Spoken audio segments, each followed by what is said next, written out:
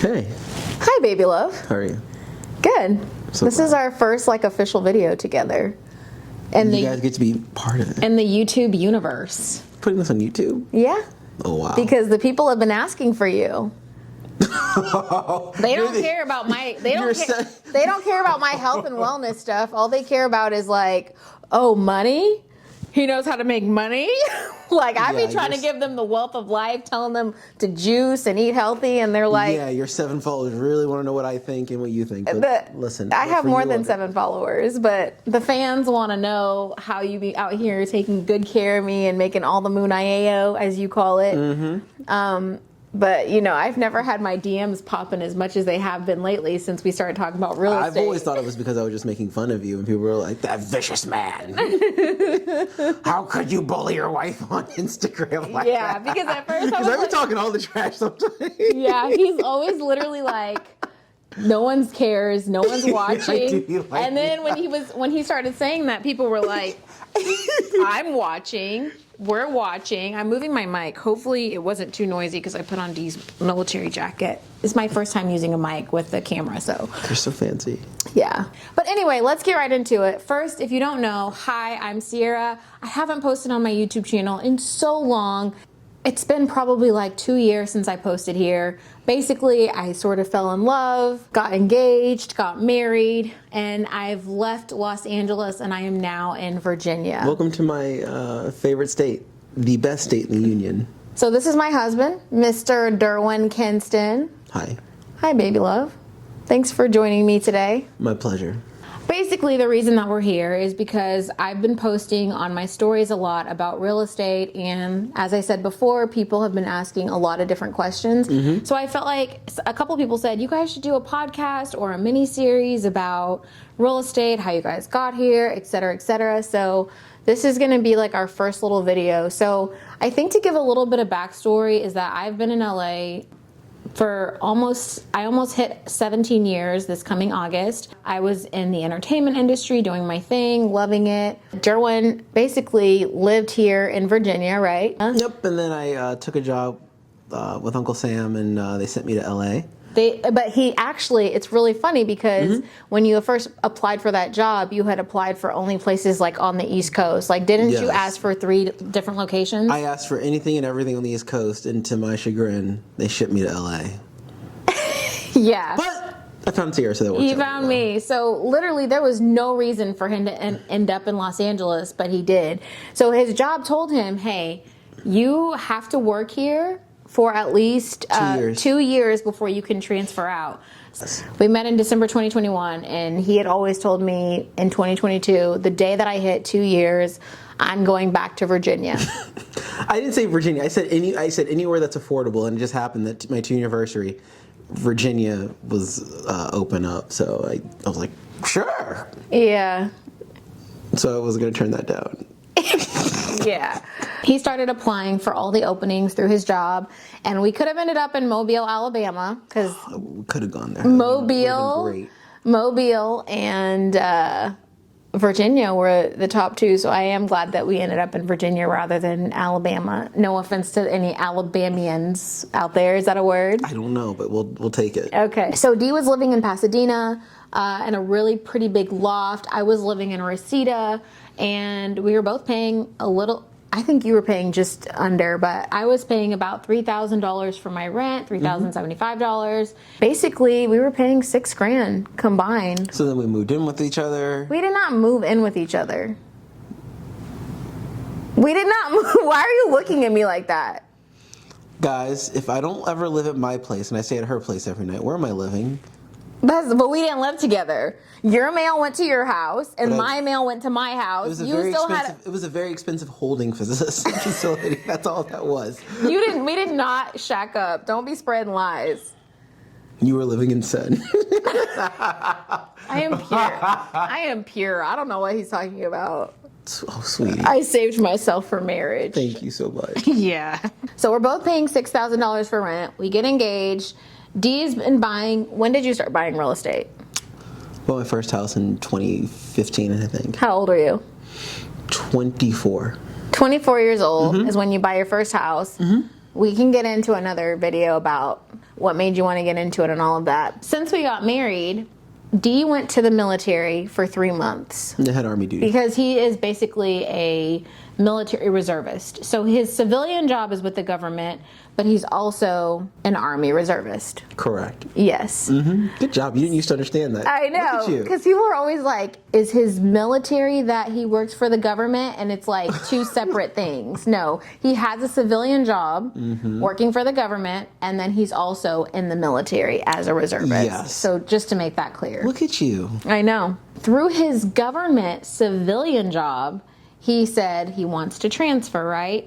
Over the course of 3 months while you're at Bullock at military, basically a military camp, he's applying for jobs and everything, and you were looking for a house for us to live in Mobile, Alabama. I was, because that's where they initially told me I was going to end up going, and that didn't happen. So. Yeah, we thought it was going to be Mobile, but it ended up being... Anyway, long story short, since D says I'm being long-winded, basically D has a ton of properties, and he's, you know... Sounds like a ton. Okay. I think you're over-exaggerating. I mean, the most I've had was 9, and then 9 is a ton. No, like, I think I'm down 7. He's down to 7. He had 9. He's down to 7. Anyway, he has all these properties, right? He has a duplex, and he says, "Baby, we have a duplex that is completely vacant. We can live in that for free." Let's talk about the duplex that we live in now.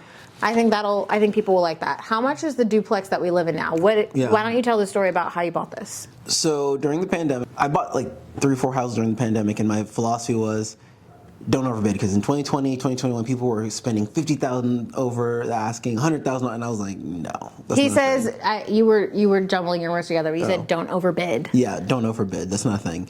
At least for me, my philosophy. So my friend went for his run, and he said, Derwin, there's a duplex. I think they're going to put it on the market. So I came out over here after work. I saw the construction crew over here, and I knocked on the door and asked to speak to the owner. And he wasn't there, but they gave me his phone number, so I called him and asked him to buy the house after intense negotiation, because he was like, "No, I don't want to sell you the house." But, you know, I was convincing, and he said, "Okay, fine." And we agreed upon the price, and we didn't have any real estate agents involved. Me and him hashed everything out. He had an inspection, and we just verbally and then wrote everything down as we went. But we agreed on $280,000. The mortgage is about $1,500. The other side pays $1,350. So, did you have someone living in our unit though? Yeah, previously. Like so what were they paying? Like $1,300 or so. So about $1,313. So basically, that's what? So essentially, after I paid 26.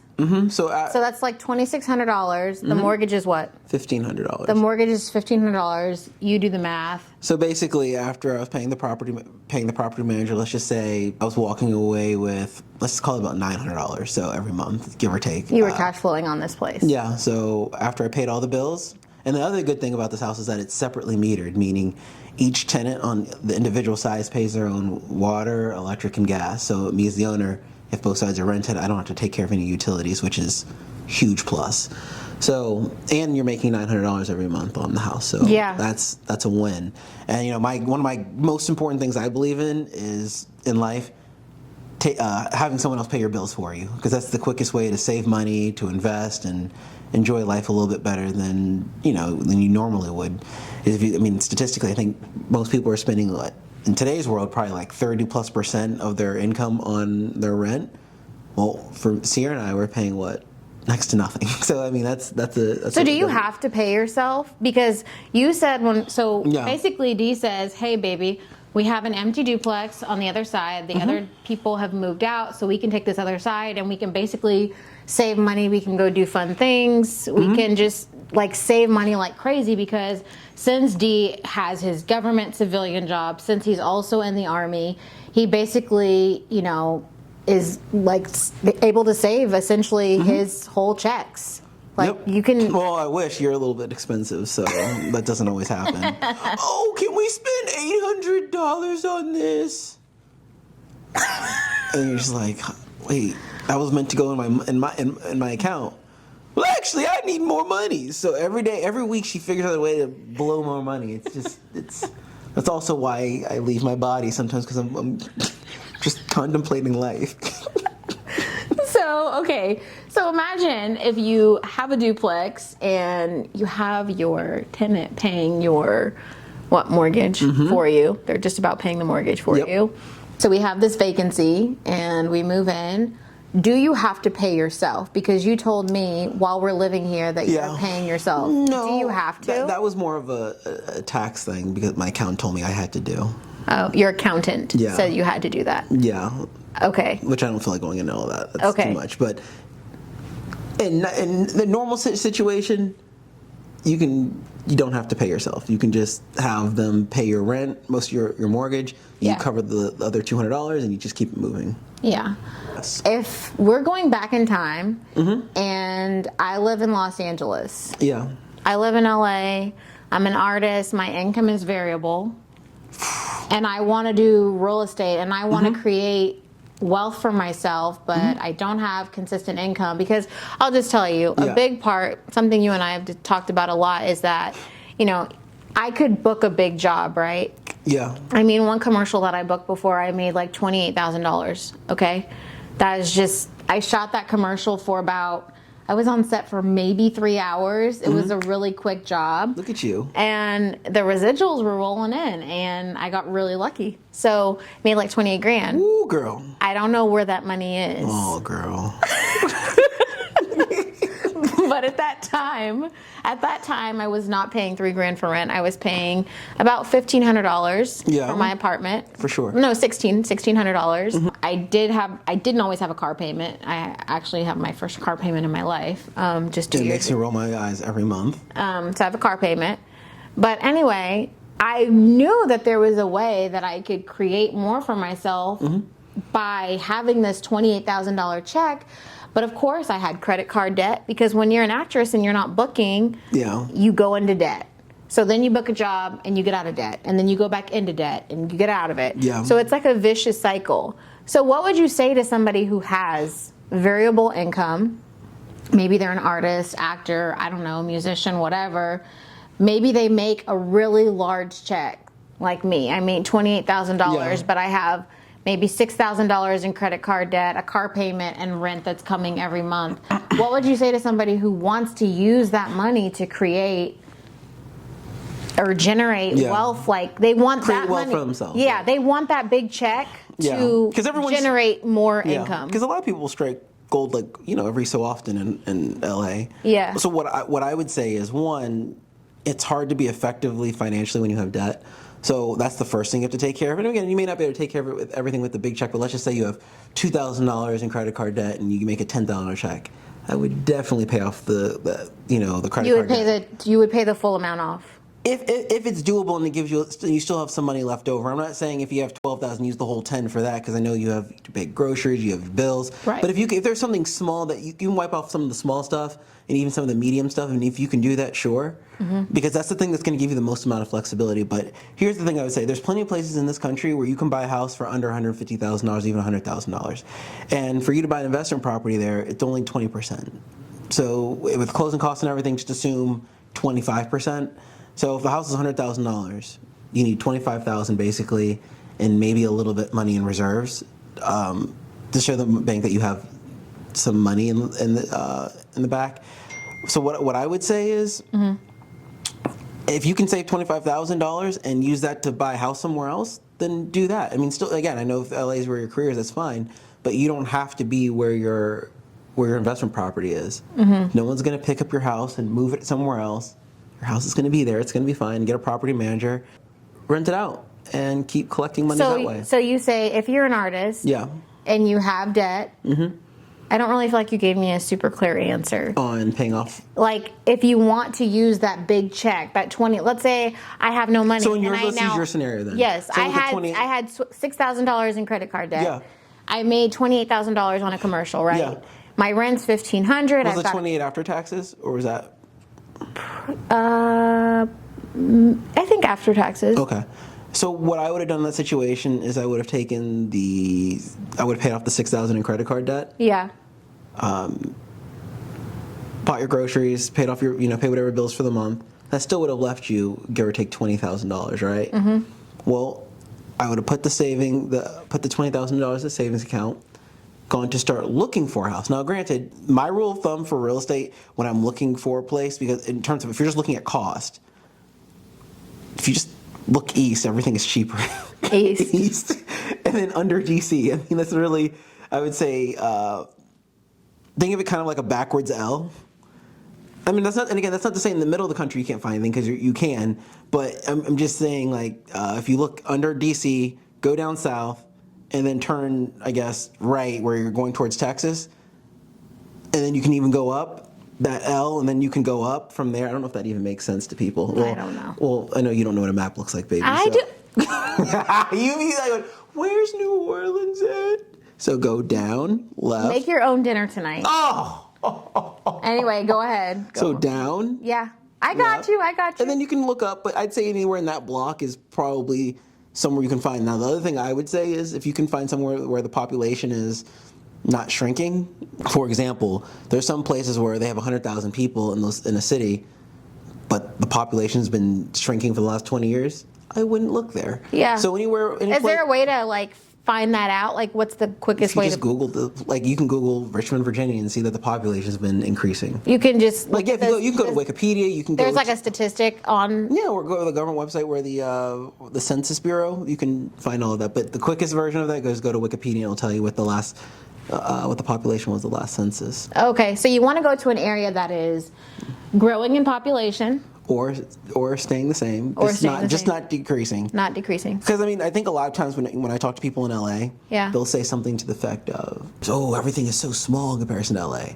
Well, yes, because LA is like the biggest city or metropolitan area in the country outside of like New York. So yes, everything is smaller because it's the biggest place in the country. So what I would say is, if you could look in, for example, my parents are from Fayetteville, North Carolina. I think the population is like 120,000 people. I don't know that, give or take. Well, you can buy a house there for $100,000. Well, and again, I also would say find a place that the rents support the house that you're buying. For example, if you buy a house for $100,000, and let's just say the mortgage on that is $600, but the rent is $650. Well, you're obviously not going to make enough. So I would say that look for a place where, we take the $100,000 example. The mortgage is $600, and you can rent it out for $1,000. So that's give or take $400, maybe $300 after you pay the property manager. So you're still cash flowing some money. The tenant's paying down your mortgage, and then the house is going to continue appreciating over the years. So I mean, that's the trifecta of real estate right there: house appreciating, cash flow from the rent, and someone paying down your mortgage. So I mean, if you can get that.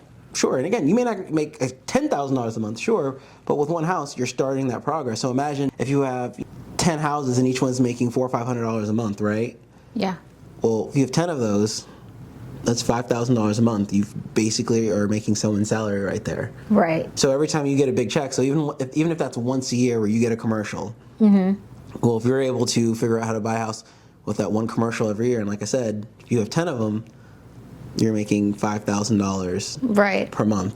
So, and that could be paying your rent right there. So even if you're paying $3,000, and maybe that money is what you're using to pay your rent, you're living for free, and you're not having to hustle as hard, or you're focusing more on your craft instead of trying to do the bartender thing or be a barista while you're trying to do your Ubering or whatever that is. So it's basically a way where you can focus more on your craft as a creative. Yeah. And again, it might take some time there, but even if you can partner with someone who you really trust, I mean, like you mean like a friend? Yeah, like for example, you trust your Kayla, like which is her cousin. Yeah.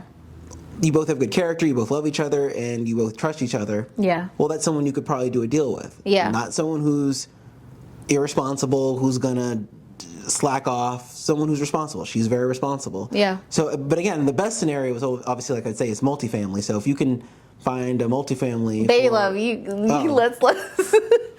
I'm sorry. He can get a little you're like, wait, let me keep up. Okay. Yeah. Multifamily is the best thing. So you're saying, first of all, let me just do a little bit of a recap. For You're one, so good at this. You're like Oprah. For one, you got to take it slow. I'm sorry. For the newbies, because you got to take it slow. Take it slow. Okay. Let's turn the cameras off. Okay. Okay. So just to recap for a second, you've made $20,000. I think another really important thing, which Derwin always does, which kind of annoys me, is do you guys remember on Matilda when Mr. Wormwood is like, watch the TV? Like, when I'm trying to watch TV with Derwin, he is always on his phone why don't you tell them your favorite apps also for real estate? Oh, my favorite two are Realtor.com. I love LoopNet because I'm trying to get into more commercial stuff. And Zillow. Zillow, LoopNet, and Realtor.com. Yeah. Okay, so those are his favorite ones. So we'll be watching TV, we'll be waiting in the doctor's office, and D is always looking at real estate. So I think a really important thing is, listen, I can't stress this enough, even for life, stay ready so you don't have to get ready. Like for me, right now, I tell D right now, I say, babe, we may not be spending money right now on the bed for our guest room, but I said we should start looking so that when we are ready in our budget to buy that bed, we already know what we want. So I think it's always important in your life to be looking for when that day does come, that when you're going to get your thing, you don't need to be like, oh my gosh, I have my money now and now I can decide. Like, get it in your spirit, get in your mind what you want. And I feel like that's something that I've always done. Like, go house hunting even when you don't have the money. Like, go car shopping even when you don't have the money. Like, get that in your spirit. So I feel like D is always looking at apartments because, like he said, he's wanting to jump into, is it commercial? He's wanting to jump into the commercial sector of real estate. So he may not be ready to make that deal today, but he's looking. He's looking at properties in Ohio. He's looking at properties, I don't know, Alabama or whatever. So you would say, for one, right now, while you're still saving, while you're still doing your thing, start looking, like start making it a habit of looking on realtor.com and looking at deals and seeing like what that looks like. Even if that house is like not on the market or whatever, it's still good to make a habit of looking for what you think you want to invest in and just getting those ideas in your mind. For sure. I think that's really important to just keep looking because, I mean, that's part of how you learn. Sometimes I'll call the realtors of those houses to ask them questions. And, you know, you just start to better understand what the whole process is like. Yeah. So if I had the $20,000, okay. Or like the 20%, you mean? You're talking No, I'm saying like the if I'm like from you your told example, you told me, yeah. You basically have told me like, hey, I've made 28 grand on this commercial. You said I paid all my bills and maybe I was able to put $20,000 of that money in my savings account. Yeah. Okay, actually I have two questions I want to double back on. My first question is, let's say I'm not making any money and I have to start touching this. Would you say like I gotta get a second job so I don't touch that money in savings? Well, because let's say I'm not booking and now I need to start paying my rent if we're in Los Angeles. I think that if the real estate thing or whatever your goal is that important to you, you will run through as if you have to work 3 jobs, you'll do whatever you have to do to get to where your goals are financially. So I don't have to save, so I don't have to touch that money. Right. So if you have to work 3 jobs to build up your savings to buy real estate, then you do what you have to do. I mean, sometimes you have to. Let me get this. Okay. Oh wait. Okay. Go ahead. Go ahead. Yeah, I mean, sometimes sacrifices have to be made for sure.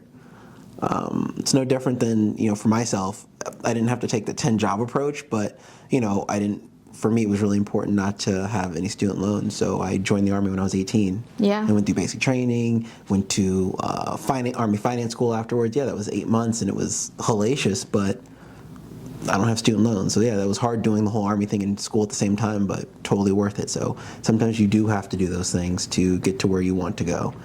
In the eternal words of one of my friends in 7th grade, she said her dad said, you do what you have to do what you want to do. Yeah, I feel like that's the mentality for a lot of people in Los Angeles who are in the entertainment industry. We nanny, we drive Uber, we wait tables, we bartend. But Los Angeles runs off of creatives. The restaurants are running off of creatives. Everything is running off of people who have gone there for a dream. So what is the minimum amount? Like, and you said I wouldn't think of it that way. I wouldn't think of it that way. The thing I love about real estate is you're only capped at what you can think of and dream of. And here's what I mean. I've met people who, when they didn't have the money to buy real estate, they would rent apartments and Airbnb those out. I've met people who will just, if they need, let's say they had a deal that required $50,000 to buy the house, they would just borrow it from the $50,000 from friends and family and rent it out, refinance it, and pay everyone back. Or maybe they update the house and they sell it, give everyone back their 50 and keep whatever the profit is. I've met people who will buy a property with their best friend and their dad or something, and rent that house together as a team, and they just do it and they split the profits that way. So you're only limited with what you can dream up with, and then who you can partner with. So I wouldn't use the word minimum amount. Okay. So you think it would have been possible for me with that $20,000 variable income to have done a deal? Yeah, you could have. Sure. There's cheap houses throughout the country in so many different places. So sure. And usually the percentage you got to put down is 20%. Yes. So I have family members who have homes, and maybe they weren't really great with their money. And let's say they bought their house for $200,000, and now they've got so much equity it's worth $800,000. Do you take the equity out of your house to start real estate? Is that the right questioning? I think it depends on what your comfort level is. Like, what I found about people who are typically, again, my experience with older people, I'm sure it's not everybody. We'll talk about the people in our family. But like, my father is the most risk-averse person I've ever met. He won't take a bowel movement without doing a risk assessment, so... Open up your body. So I wouldn't say that, but I would say that there's creative people. Like, I've met older folks who'll say, man, I have a crap ton of equity in my house, but they haven't saved anything, right? They have no savings. So they literally just have all their money in their house and they have no money. And they're like, well, how can I retire? And again, like, I'm not a financial expert or anything like that. So take this. What I advocate for is trying to be creative with the situation you're in, right? So one of the important things that I try to always stress to Sierra is, don't think about what you don't have or the resources you don't have. Let's focus on what you can do and what you do have to turn your crap sandwich into something edible, right? So if I was in that boat, right? If I'm like 50, 60 years old and I have, let's say, $400,000 or $500,000 in equity in my house, right? And I have no savings, no 401k, no TSP, nothing like that. Honestly, what I'm thinking about doing is I'm probably going to sell my house, and then that, whatever the money I have after paying the realtors and any other fees or whatever from selling, I'm probably thinking about figuring out a way to live for free. So that could be a duplex or some type of multifamily, and literally just have the other person paying all my bills. Right. So I would probably if I could buy a quad or a 6-unit building, I'm buying that cash if possible, depending on, and again, if you live in LA and you're in that situation, you probably aren't going to be able to afford to buy back into LA. That's just what it is, right? But there's plenty of great places where you can buy a quad for, $300,000 or something like that. It's definitely doable. Maybe $400,000 or something. So even if you have to get a small mortgage, that's fine. But if you can buy it close to cash and then have everyone else pay you, and even if you have to get a roommate, you're probably living for free plus making a profit, and plus at that age you're getting closer to Social Security, so you could definitely win that way. My third house was a fourplex, a quad, and I bought it for $380,000. The mortgage was I think it was $2,500 per month, and everybody in I was living in one unit, and the other 3 units all rented for $1,000, and I had one of my good friends living with me, and I charged her $500. Well, so on top of my regular job, I was cash flowing another $1,000 on top of that. So theoretically, and plus I wasn't doing Army duty there. So theoretically, if I had been a retiree, I would have still been cleaning up, because I still would have been having $1,000 come in. Yeah. And I had 3 bedrooms, so even if I had 2 roommates and I charged them each $700, I still could have cleaned up that way. So there's definitely different scenarios. So would you advise that? Like, let's say we have, like, right now, let's say there's like some of our relatives who are watching who, maybe they didn't. Why are you laughing? Yes, some of our watching. My family members are watching. Don't be talking that shit about my family. I said they're not watching. They're not. They might be watching. So anyway, let's say that they're older. They have maybe not been the best at saving. And they have a house with equity in it. Your advice is sell the house, buy a duplex if they want to. Is this for them to be able to have more money, or is this for them to like start getting into real estate to buy more properties? I would just say that comment was more out of necessity. I mean, you could easily, like for example, in Fayetteville, North Carolina, you can buy a condo for $75,000. Right, but is this for so them? you could take that $400,000 and buy the condo, and your expenses are probably next to nothing. Your condo fees are probably like $150 a month. Yeah. So yeah, you're accomplishing the same thing. The only reason I mentioned the multifamily is if you live in the condo by yourself, you're probably not making any. You're unless you rent out a bedroom, you're making minimal money on it. Plus, you have the condo fee. In the multifamily scenario, you're living for free, but you're also producing income that comes in to help pay for food, your groceries, your light bill, and water or whatever. So one scenario, yeah, you're living without a mortgage, but you're not really producing income. And the other scenario is maybe you have enough equity to buy multifamily with zero mortgage, but your multifamily, in theory, if you're doing it right, and it has enough units, will be producing income for you. Got you. Okay, so you're first time getting into real estate. I know right now you're very like commercial driven. I don't want to. Trying He's to. like, I don't want to be having a bunch of houses. I want a big old apartment building. Yeah. So you're a first time real estate person, and is that right? You're a first timer at real estate. Yeah. Are we jumping off the ledge and going into duplex, quad, triplex, or should we stick to single families? I think it depends on how aggressive and what the person's personality. Like if we're going to use my father as an example, he's a very incremental kind of person. He's like, let's take baby steps. Yeah. I feel comfortable. I want to learn slowly. Yeah. And if that's your personality, that's perfectly fine. That's absolutely acceptable. Listen, even when you buy your first one, you're going to learn a lot about people. You're going to learn a lot about the process. You're going to learn about the mortgage process, all of those things. And that's totally fine. Some people are more aggressive where they're like, hey, give me a duplex coming out. I want to just go all in. And that's totally fine. But I think that if you're trying to find a happy medium between incremental growth or the kind of the learning curve, then a duplex or a quad is still a very good, I think that's a very good thing to jump into. And plus, you'll probably make more money. But the thing that sometimes, depending on where your location is, it could be more expensive because, a duplex in LA is probably going to cost you $1 million if I had to guess. So the thing that's really important is whichever decision someone makes, just realize that you're not confined to your zip code. You can buy anywhere. I mean, even if, let's say you're taking a vacation and you live in LA and you're taking a vacation in Oklahoma.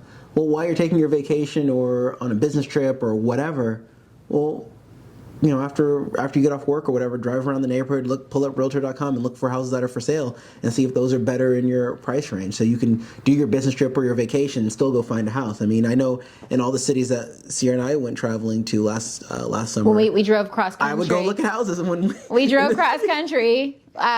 When Dee went to the military, he was like, baby love, let's just, instead of me just flying out to South Carolina, he's like, why don't we just take the time and drive across country from LA to South Carolina? So we made a road trip of it for 2 weeks. He took the time off work and we went for 2 weeks. We stayed in hotels every night. And every town we were in, he was looking at real estate. Yeah, I almost bought I thought about buying a building in Kansas, but... Well, I feel like in another video we should talk about the Kansas building and the Ohio venture. Was it Ohio? No, that was... Alabama? Yeah. Alabama. Yeah, it was Alabama. Which we also have to do another video about Section 8 housing, because if you want to get into real estate, that's also a really good way to go. But we'll talk about that in another video. So you want to encourage them, start looking in other places.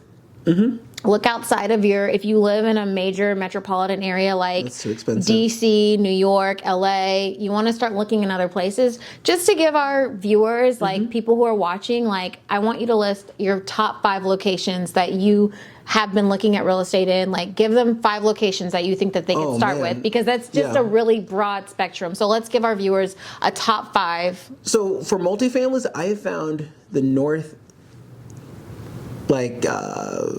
Detroit has a lot. Detroit. Granted, their population has been decreasing, but they have a lot of people there still. But I'm just thinking of places. I know Kansas City has a lot of multifamilies. Cleveland, Ohio, Cincinnati, Ohio has a lot. You'll see, and Virginia has quite a few. In Richmond, in Norfolk, they have quite a few. But what I would say is, just literally while you're sitting on the toilet, just Just scroll. That's all you got to do. Just scroll. I mean, the looking is free. Yeah.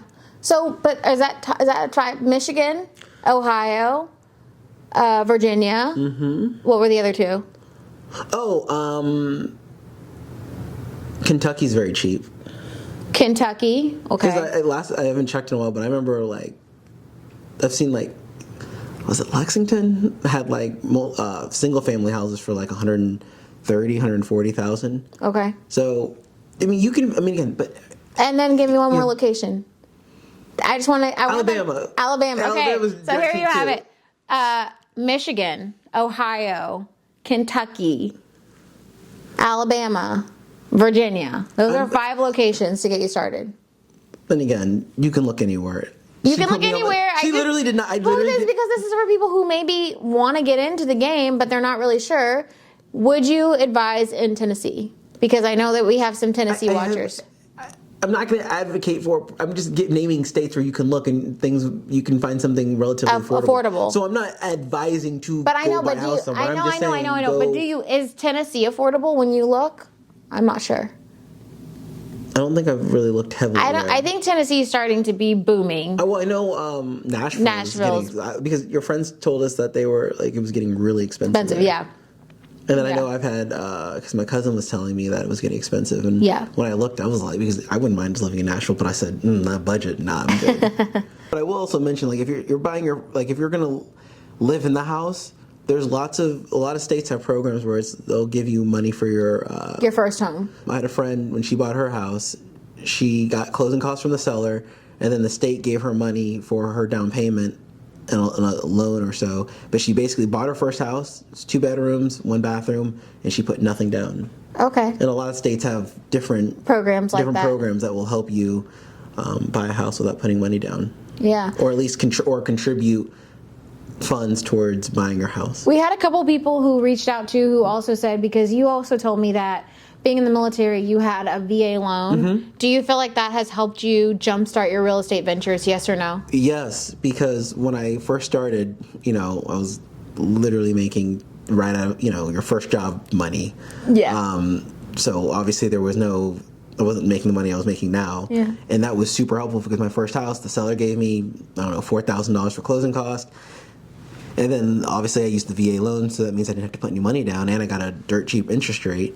And I did that for the first 2 houses. So my first 2 houses I moved into, and I kept the first house, moved into the second one using another VA loan, and put nothing down, and that's how I started becoming a landlord.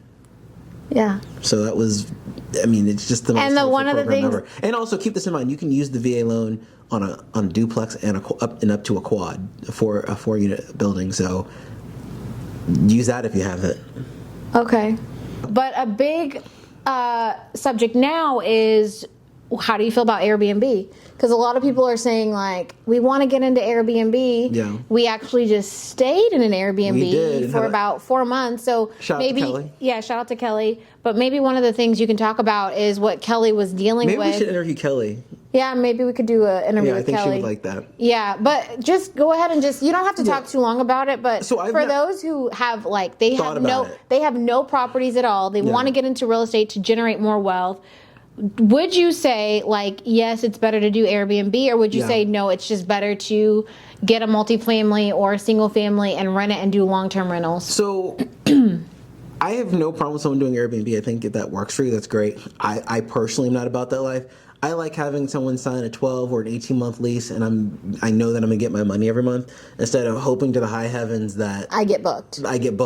And 2, because I've been reading articles about this, and even conversations with people who do Airbnb. And Airbnb. Kelly herself said it's very saturated now. Yeah, so everyone's doing Airbnbs now. So, people who are traveling have a lot more options than they did 2, 3, 4 years ago. So it's a little bit harder, and it's a lot more competitive. So when I think of that, for me, I'm passing on that. But I think that in the right situation, that your house is the nicest house in that city or in that area, and it's right across the street from a convention, I think you could commit bloody murder. I'm sorry, your words went together. He said if your house is across from the convention center. You make it sound like I don't speak English. I know what you're saying. I know what you're saying, fast. but you're talking fast. I know what you're saying. But I know I've terrible. Sometimes you slur your words a little bit I know. together. Plus I talk really fast. Yeah, you just get really passionate and start talking really fast. You're like, if your house is in front of a convention center, and he said if you live in a really great house in a really great location and your house is in front of a convention center, go on. Thank you, translator. You're welcome. So I mean, like, there's some scenarios where I'm sure there's someone who's like killing it, but for me, I'd rather just have the commitment. Yeah, of knowing that you're going to have someone in for 18 months or whatever. Yeah. Okay. So with what I've seen you do, I feel like not doing Airbnb is probably better. And I don't think our former Airbnb host would mind me saying this, but it's very stressful sometimes when your income, because she's getting to that retirement age, and it's very stressful for her at times, wondering if she's going to get booked. Yeah. So. Yeah, and you actually seeing that process up close, just actually watching it, I think that's too much. Like, that's a lot of work. Because being a landlord for me is literally no work. I mean, I don't manage. I used to manage 9 of the properties, and that was hard. Particularly being 3 hours behind, because you'd get calls at like 3 o'clock in the morning occasionally. Like, hey, can you just make sure this X gets fixed? Yeah, I got you, which is fine. But because I have the property managers now, I'll get an email, I'll tell them to go fix it, or I'll tell them go get a quote from this guy, and then I just send out, like, if I have an issue or I want to get something, I just send an email, and it's D highly recommends getting a property manager rather than.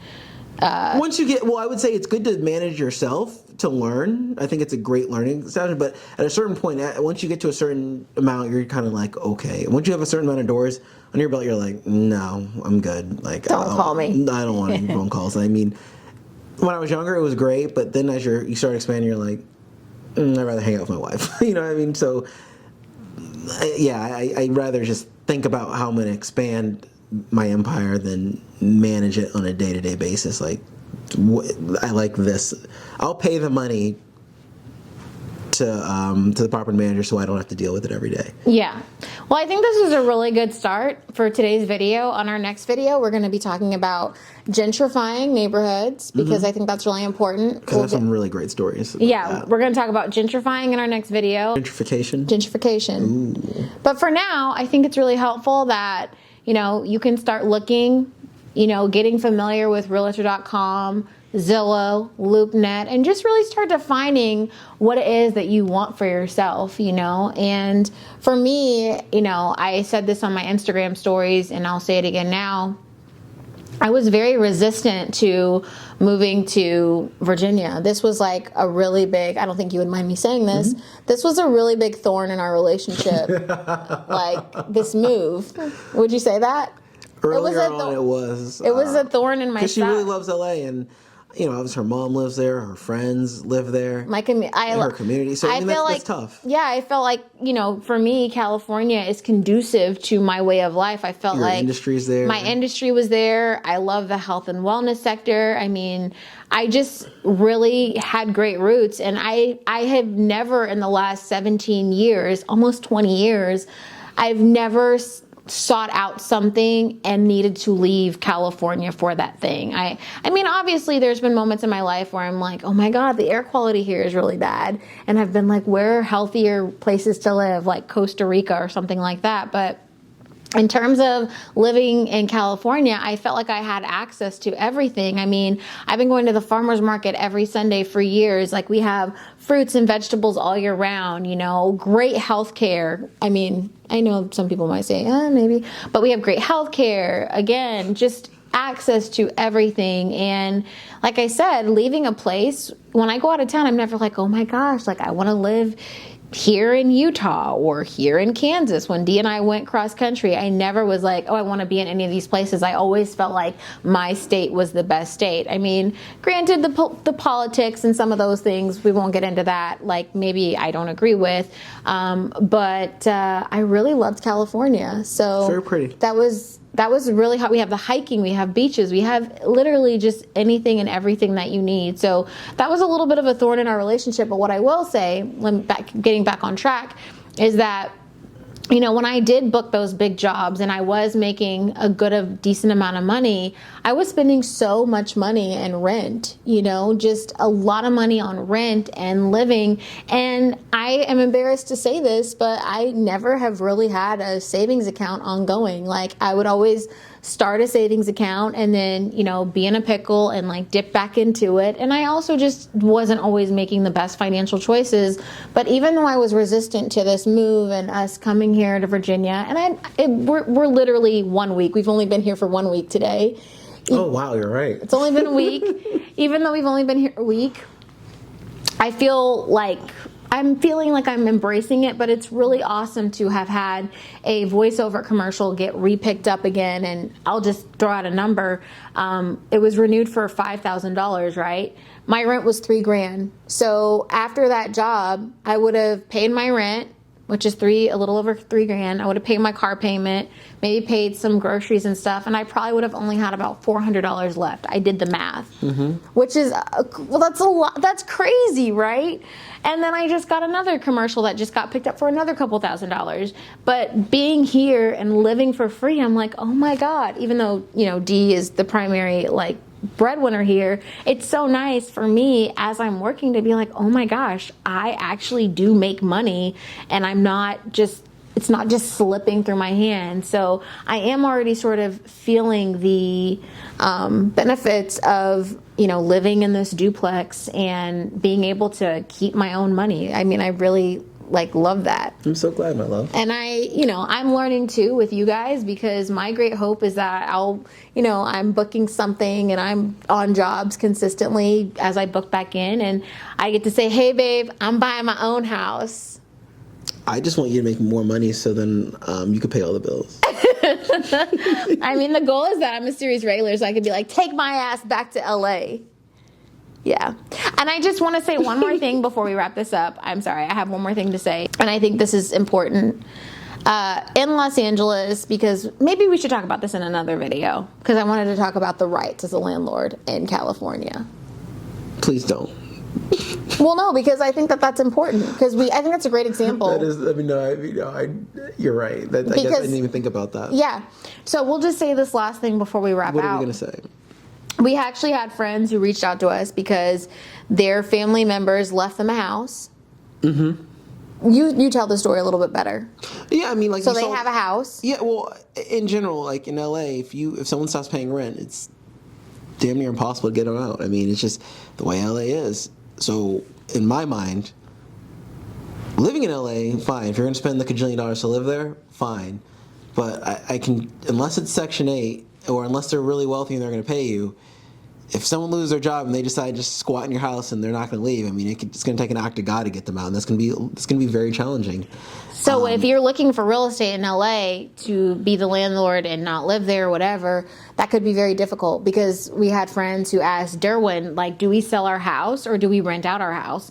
And his big question to them was, well, hey, do you have enough reserve in your bank account to pay the mortgage and pay everything if these people decide to stop paying rent? And as we all know from COVID, shit happens. For sure. Even if you get a professional, a professional could still be in a very dire situation and not paying rent, knowing that they are not going to have to get out. So, fun fact, if you ever want to find, there's actually a list where you can find the top, I guess you'd call it the top eviction cities.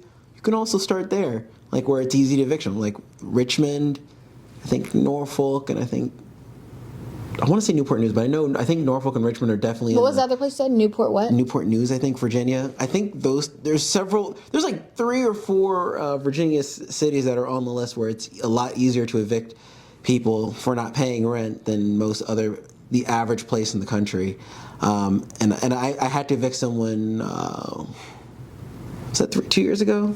Yeah, a year and a half ago. And I was able to evict him within 2-3 months. Are you talking about the one guy? Mm-hmm. I felt like it was longer than that. No. Well, no, because you bought the place, right? I bought it, and I didn't submit the documents till December, but he was out by court was in a month later in January, but they didn't evict him until March. It was like March. So it took 2.5 months, give or take. But he was losing money. Oh, yeah, don't remind me. So Yeah. I'll weep on camera. Yeah. But again, it's a good experience. It's always a nice reminder. So you want to keep that in mind too. Places where it's easy to evict. Yeah, you want to keep that in mind. Because that's the worst. The worst thing that could happen is someone doesn't evict, because it's never going to be clean for you. And again, we can make another video about that. I'm not going to go in that. So in our next video, we'll talk about gentrification and what D was going on. But I feel like this was a really great start. Let us know if you guys have any more questions, and we'd love to start answering them. And I actually love that we get to sit here and talk more about it, because like it just gets more into my brain, like so that I know what to do. That's nice. Well, hopefully your mom and your Aunt Yvonne will watch our video. You're so annoying. Why are you so mean to me?